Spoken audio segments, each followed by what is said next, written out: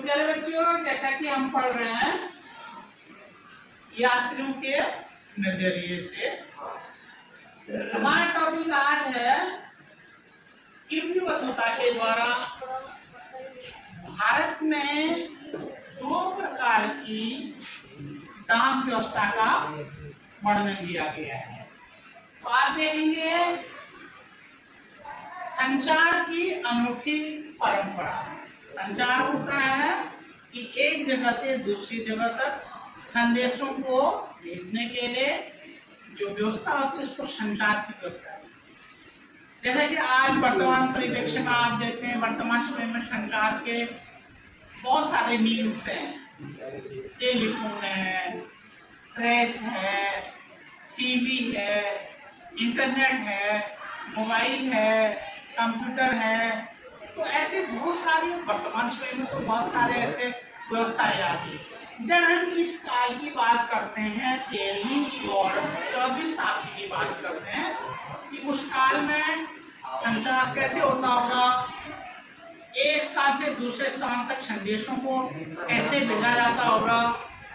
तो तब हम देखते हैं कि भारत में जब तुगलक वंश का शासन हुआ करता था तो उस समय दो प्रकार की डाक व्यवस्था का इर्विनवत्ता ने वर्णन किया।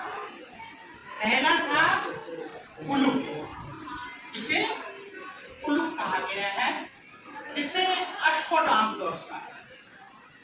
कहने का तात्पर्य है कि एक जगह से दूसरी जगह तक डाक को पहुंचाने के लिए, सूचनाओं के आदान प्रदान करने के लिए घोड़ों के द्वारा प्रस्थान किया जाता है। तो उसके पड़ाव बने हुए थे।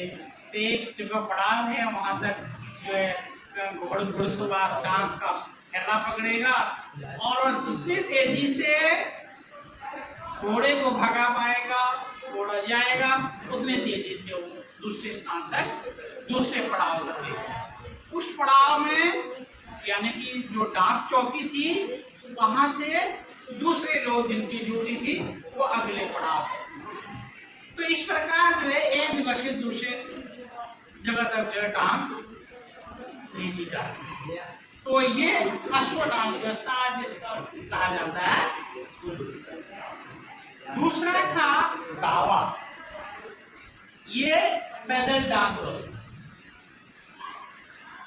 तो इसमें ये था कि ये जो दावा एक मंडप बने हुए थे, एक निश्चित दूरी पर एक चौकी बनी हुई थी, एक मंडप बना हुआ था और एक व्यक्ति डाक का थैला लेके हाथ में और एक छड़ी हाथ में होती थी, उसमें घंटी लगी होती थी और वो जो है थैला पकड़ा उसने और छड़ी को पकड़े हुए वो जितनी तेजी से भाग सकता है उतनी तेजी से भागेगा अगले डाक चौकी तक पहुंचने के लिए।